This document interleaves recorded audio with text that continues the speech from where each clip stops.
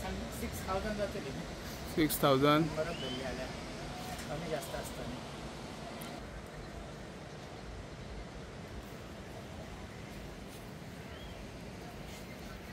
वचपत last केन्ना येयले? राती कितले रात? नमस्कार. सध्या आम्ही मोर्जी तेमवाडा या समुद्र किनारी भागात आहोत आणि या ठिकाणी 1997 सालापासून या ठिकाणी वन्य विभाग यशस्वीपणे कासव संवर्धन मोहीम राबवत असतात. यंदा डिसेंबरच्या शेवटच्या आठवड्याला एकूण 5 सागरी कासवांनी अंडी घातली होती आणि त्यानंतर या ठिकाणी ते आतापर्यंत 61 सागरी कासवांनी तब्बल 6,000 पेक्षा जास्त अंडी घातल्याची माहिती उपलब्ध होत आहे. वन्य विभागात मार्फत ही मोहीम यशस्वीपणे राबवत असताना स्थानिक पंचायत मंडळ, स्थानिक जे पर्यटन हंगामात सॅग व्यावसायिक आहेत, पारंपरिक पद्धतीने मच्छीमार व्यवसाय करणारे मच्छीमार व्यावसायिक आहेत, या सर्वांचं ज्या ठिकाणी सहकार्य मिळत असतं त्याच वेळी ही कासव संवर्धन मोहीम यशस्वीपणे राबवली जाते आणि त्याला यश मिळत असतं.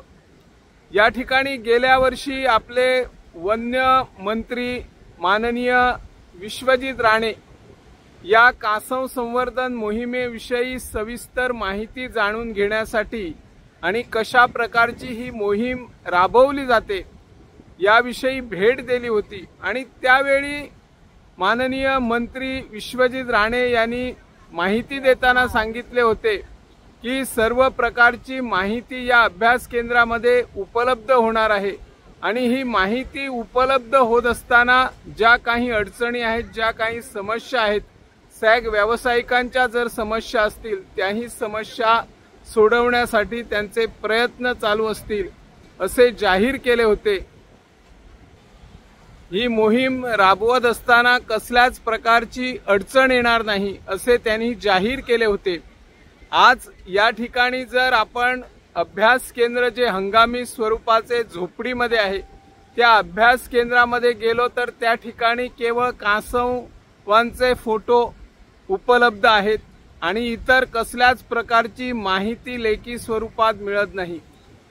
आतापर्यंत 61 सागरी कासवांनी किती अंडी घातली याची माहिती व्यवस्थित या ठिकाणी उपलब्ध होत नाही. ती माहिती व्यवस्थित उपलब्ध व्हायला हवी आणि यासाठी मागच्याच आठवड्यात आपले स्थानिक जे सरपंच आहेत पवन मोर्जे यांनी पंचायतीमार्फत निवेदन सरकारला देऊन या ठिकाणी अभ्यास केंद्रामध्ये किती प्रकारची सागरी कासव येतात आणि किती अंडी घालत असतात याची माहिती उपलब्ध करून देण्यासाठी आपण सरकारला निवेदन देणार असल्याचंही जाहीर केलं होतं.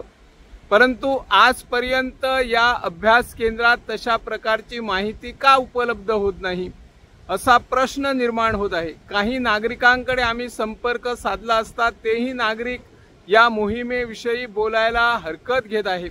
परंतु या ठिकाणी जे आपले 24 तास कर्मचारी रात्रंदिवस मेहनत करतात आणि सागरी कासवांनी ज्या परिसरात जी अंडी घालतात त्या अंडी या ठिकाणी आणून सुरक्षित ठेवण्याचं काम करत असतात, त्यांच्याकडे संपर्क साधला असता त्यांच्यावर कुणाचा तरी वरिष्ठ अधिकाऱ्यांचा दबाव असल्यामुळे तेही माहिती देण्यास टाळाटाळ करतात. मागच्या वेळी म्हणे एका वृत्तपत्रामध्ये, इंग्रजी वृत्तपत्रामध्ये काही चुकीची फरकाने बातमी प्रसिद्ध झाली, त्यामुळे वरिष्ठ अधिकाऱ्यांकडून स्थानिक कर्मचाऱ्यांना दबाव तंत्राचा वापर केला आणि कसल्याच प्रकारची तुम्ही माहिती देऊ नका, जर त्यांना माहिती हवी असेल तर थेट त्यांनी कंपाल पणजी येथे संपर्क साधावा अशी माहिती आज उपलब्ध झालेली आहे. आपला मोर्जी समुद्र किनारा हा पर्यटन दृष्ट्या महत्त्वाचा मानला जातो. या किनारी भागात देश विदेशातील हजारो पर्यटक ये जात करतात आणि कासव संवर्धन मोहीम राबवली जाते. त्यामुळे अनेक विद्यार्थी, नागरिक अभ्यास करण्यासाठी देश विदेशातील स्टुडंटही या भागात येतात आणि सागरी कासव कशा प्रकारची अंडी घालतात, किती अंडी एक सागरी कासव घालू शकते याविषयी माहिती उपलब्ध करून घेतात। परंतु या ठिकाणी तशी माहिती उपलब्ध नसल्याने काही जणांची नाराजी आहे। यावर निदान आता तरी वन्य विभागाचे मंत्री माननीय विश्वजित राणे यांनी गंभीर दखल घेऊन एक सागरी कासव किती अंडी घालतो आणि आता 61 सागरी कासवांनी किती अंडी घातलेली आहे ही माहिती तरी निदान या अभ्यास केंद्रात उपलब्ध होणे गरजेचे आहे। अन्यथा काही जणांचं म्हणणं आहे, काही जण संशय व्यक्त करतात की एवढी सागरी कासव आलीच नसेल। एक सागरी कासव किमान पूर्वीचा जर अंदाज घेतला तर 130-160 अंडी घालायचं असं जाणकार म्हणत होते। त्यावेळी कुठल्याच प्रकारची कासव संवर्धन मोहीम राबवली जात नसे, परंतु आज कासव संवर्धन मोहीम राबवली जाते। त्यामुळे 100 पेक्षा जास्त एक सागरी कासव अंडी घालतं आणि त्यानंतर 52 ते 50 दिवसाच्या आत नैसर्गिक स्वरूपात त्या अंड्यामधून पिल्ले बाहेर पडत असतात। अशी ही योजना राबवली जाते। सरकारने याकडे गंभीरपणे लक्ष देऊन या अभ्यास केंद्रात सर्व प्रकारची माहिती, मग तो नागरिक असो, सरपंच असो, स्थानिक पंच असो किंवा अभ्यास करण्यासाठी येणारा एखादा विद्यार्थी असेल किंवा नागरिक असेल, त्यांना माहिती देण्याची जबाबदारी या ठिकाणी अभ्यास केंद्रामध्ये आहे। नाहीतर या अभ्यास केंद्राचा उपयोग काय असा सवाल काही नागरिक उपस्थित करत आहेत।